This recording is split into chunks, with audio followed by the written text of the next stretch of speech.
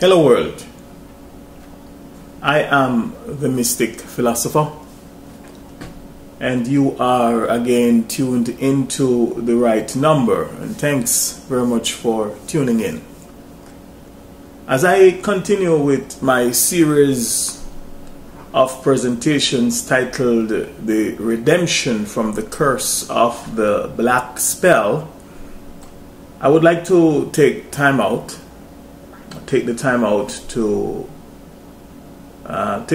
and in this video presentation I'd like to answer at least 7 questions from a number of very interesting questions and comments that I have received and are receiving from some of you, my viewers, and some people that I come in contact with almost daily. I think that by doing this video, instead of having to answer the same questions over and over again, I think that by doing this video I can always refer people to my answers right here online. In that way I will be better able to continue focusing on learning about new things. The first question that I would like to respond to is this: what is the meaning of your name, the Mystic Philosopher, and how did you come up with it? The name the Mystic Philosopher, or the name or title, if you will, the Mystic Philosopher, was revealed to me during meditation. Now, what is the meaning of the name the Mystic Philosopher?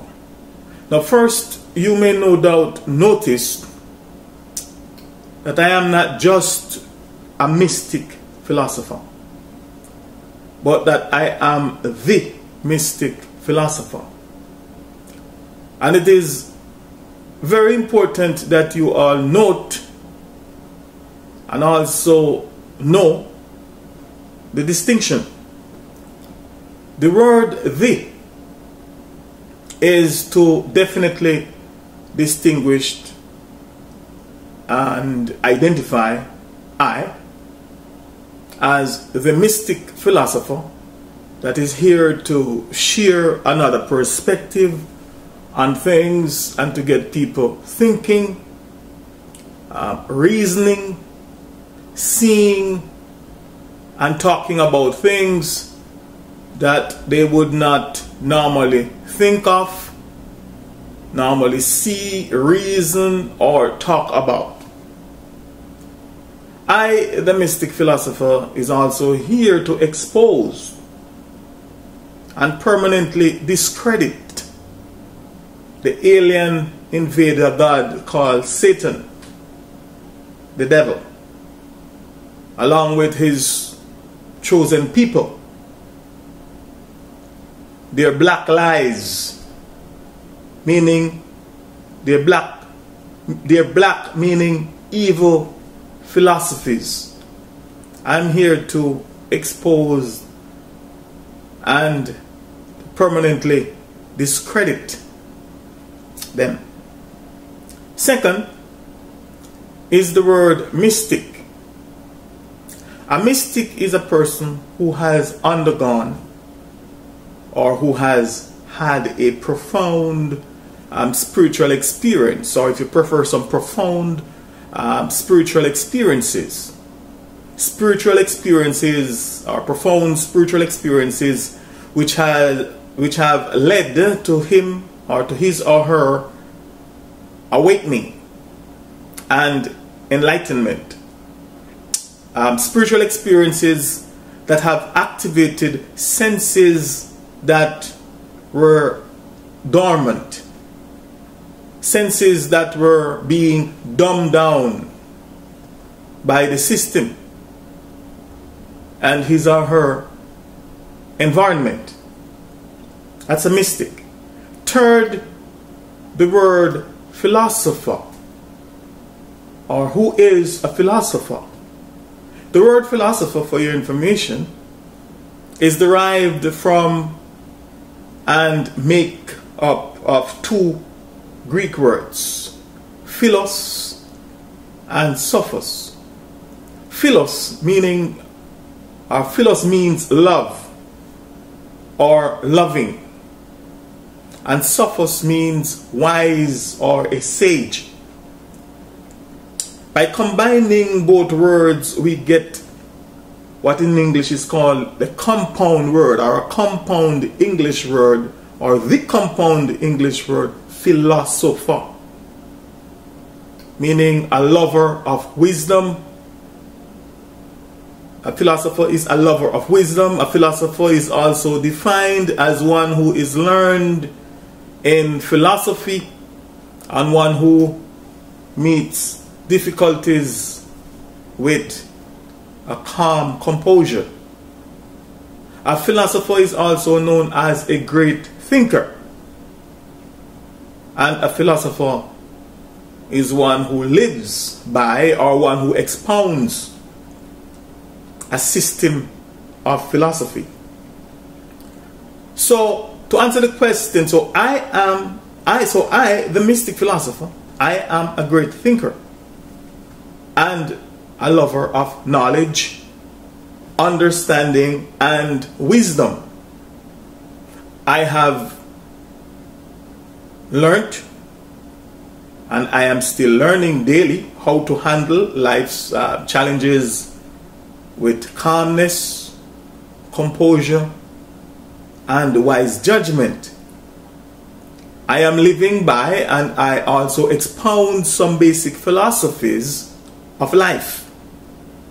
I have also personally undergone and went through some profound spiritual experiences. And it is through those spiritual experiences that I have rediscovered who I am, and thereby got to know I-self. Or if you prefer, got to know myself. Thus, I am the mystic philosopher. Second question is this: if you are claiming to be a mystic, why don't you dress, act, and speak like one? Now, this is no doubt a very interesting question. So, please let me begin by saying that I am not claiming to be a mystic or claiming to be a mystic philosopher. Nor am I looking or asking for anyone's validation as to who or what I am. I am the mystic philosopher.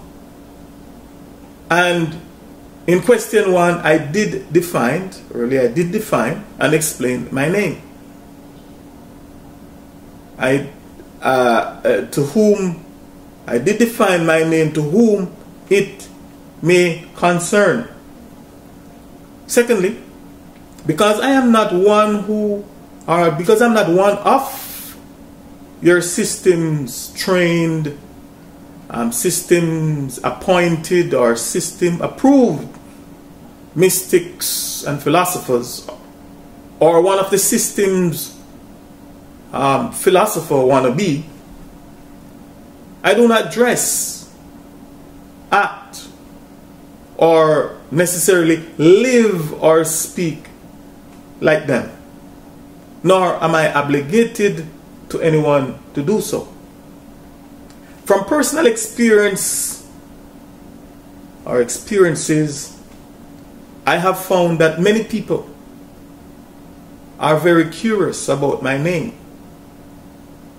And not only are they curious, but I have also found that whenever they hear my name, the mystic philosopher, whether it is when I personally introduce myself to them as the mystic philosopher, or whether I am being introduced to them by someone else, especially at speaking engagements, Some are expecting me to dress differently. Some are expecting to see me perform some kind of so-called miracles. Miracles like some of what they believe they saw at the circus or at circuses, at religious shows, and on television. Some are expecting to hear me speak only on topics or subjects such as religion, Eastern philosophies, yoga, transcendental meditation, things like opening up of the third eye, balancing, ground and exploring the human chakra, channeling information from other planes or dimension, topics such as psychic awareness and otherwise activating and expanding what is known as the pineal gland. Topics and subjects such as kundalini energy, cosmic energy, healing, color therapy, enlightenment, illumination, God, angels, God consciousness, awareness, unity, oneness, spirituality, astrology, ontology, astrotheology, metaphysics, black magic, white magic, alchemy, and the list of subjects goes on and on.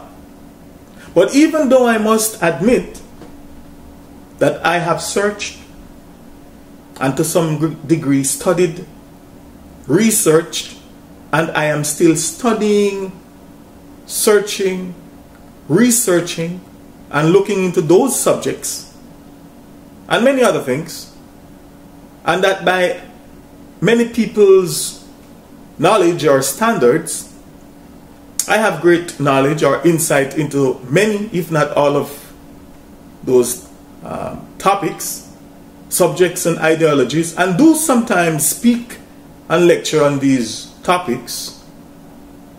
But the fact is that there are already hundreds, if not thousands, of mystics, doctors, philosophers, motivational speakers, preachers, lecturers, teachers, so-called prophets, prophetess, and master prophets and gurus, and many from our African community, etc., that are even proclaiming to be working miracles, that are also talking, lecturing, and selling their services and all of those subjects and topics that I have mentioned earlier.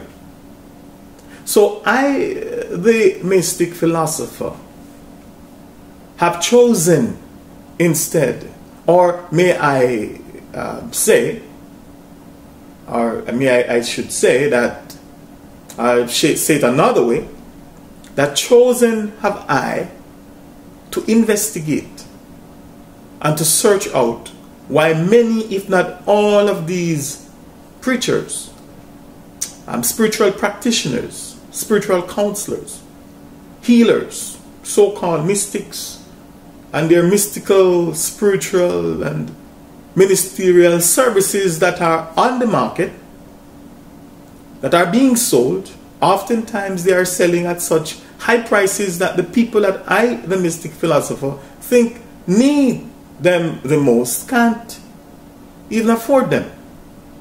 I have chosen to investigate and question why these services are not working for and freeing the masses of the people, and particularly working for and freeing the masses of the people that I think need freedom and healing the most. Secondly, I have chosen, or chosen have I, to investigate and ask questions such as, if it is true that the man that many people now called and believe is Jesus, I have chosen to investigate and ask questions such as, if it is true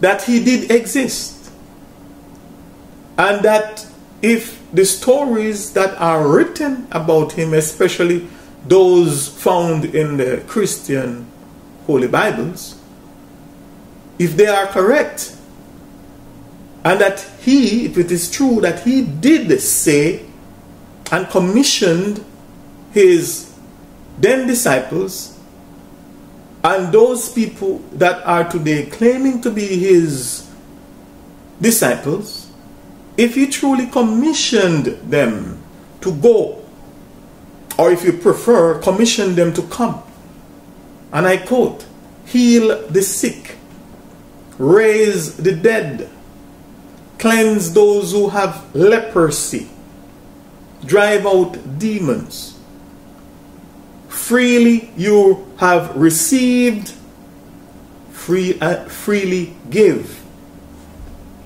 unquote. Matthew 10 and verse 8 from the New International Version Bible. Or let me quote the same verse from the International Standard Version, the ISV version, and I quote, heal the sick, raise the dead, cleanse lepers, drive out demons, you have received without payment, so give without payment, unquote. The same verse of scripture, Matthew 10 and verse 8. So if this statement, I have chosen to investigate and to ask this question, if this statement is at all correct or true, and if it was really spoken by the man that is commonly called Jesus today, by many, who was known by his people back then, according to what I've read, Yahushua, I have chosen have I to investigate and ask questions such as, why are these things aren't happening?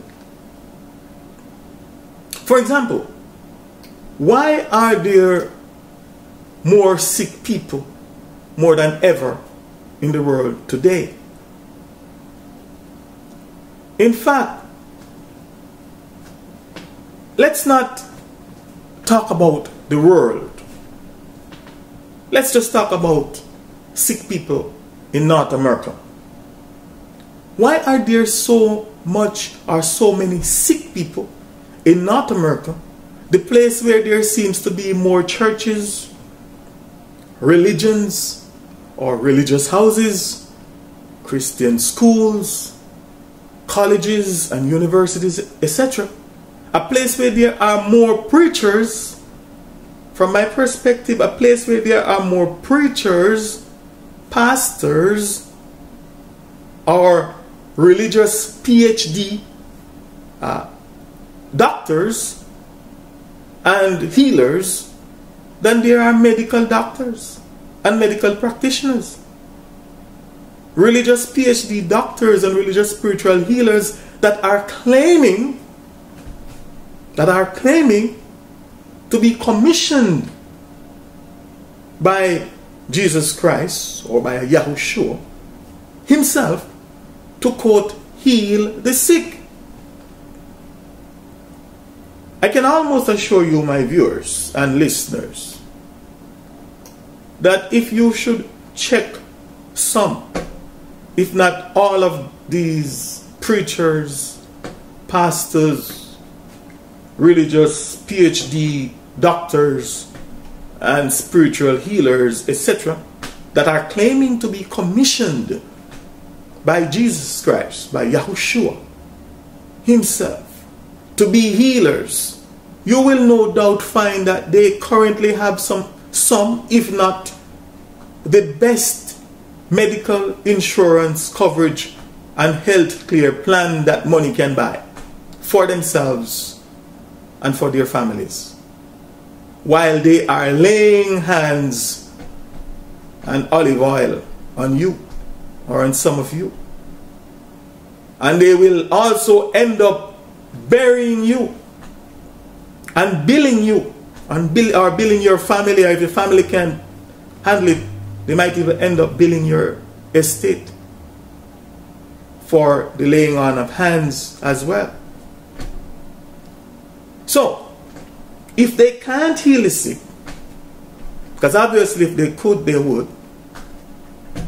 If they can't heal the sick, they can't cleanse those who have leprosy, because leprosy, I recently heard on the news, is on the rise.